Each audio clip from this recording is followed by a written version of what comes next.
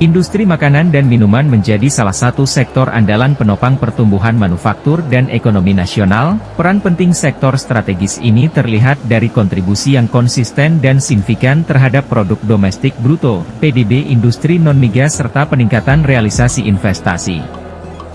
Menurut BP, di Jawa Timur sendiri industri yang paling menonjol sumbangannya terhadap PDRB adalah industri pengolahan makanan minuman sebesar 38,87%. Hal itulah yang melatar belakangi digelarnya pameran makanan dan minuman berskala internasional pada 27 hingga 30 Juni mendatang di Grand City Surabaya.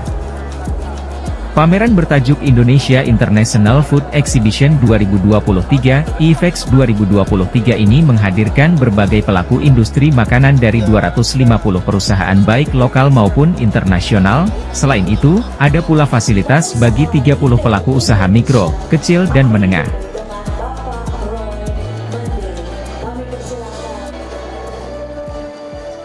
Food 2024 yang tahun ini ke-14 kalinya di Jawa Timur di kota Surabaya. Bedanya ada peningkatan dari peserta internasional, khususnya dari Asia Tenggara yang ikut hadir di pameran ISPUT yang ke-14 kalinya.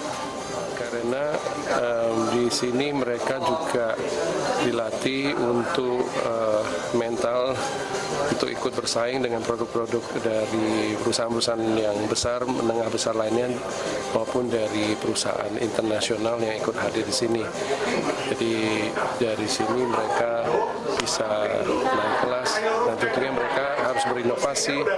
Setelah itu mereka harus konsisten menjaga kualitas dari segi kemasan maupun produknya dan konsistensi untuk memproduksi sesuai dengan pesanan yang diterima. Pameran ini menjadi kesempatan bagi pelaku industri makanan dan minuman serta kemasan di Indonesia untuk memperluas pasar dan menjaring mitra bisnis baru di pasar lokal maupun internasional, salah satunya sektor usaha makanan dan minuman yang saat ini tengah menjamur yaitu kafe dan resto. Melalui pameran ini mereka dapat meningkatkan kualitas usaha untuk menarik lebih banyak konsumen.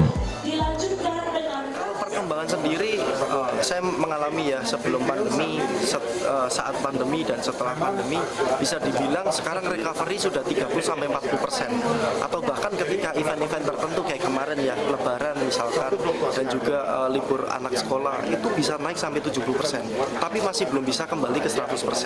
Ada beberapa faktor, terutama pertambahan atau pertumbuhan jumlah resto kafenya sendiri. Jadi rotinya semakin terbagi, pemainnya semakin banyak, makanya nggak bisa balik sampai 100%. Cuma ya orang itu memang akhirnya pas karena rotinya terbagi, ya orang ini pilihannya semakin banyak. Itu yang membuat orang-orang berpikir kok nggak bisa balik 100% ya. Padahal sebenarnya sudah balik nih. Ya, Expo ini sendiri tentunya akan terus berkembang.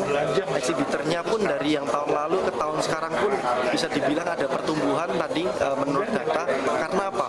Penyerapannya semakin banyak, jumlah penggunanya semakin banyak, resto kafenya semakin banyak. Member kita dari APRindo sendiri, Asosiasi Pengusaha Kafe Restoran Indonesia, sekarang hampir kurang lebihnya 400 member. Tadi saya sudah sampaikan bahwa kalau bicara masalah brand mungkin bisa ribuan. Kalau bicara outlet, jumlah outlet itu bisa puluhan ribu.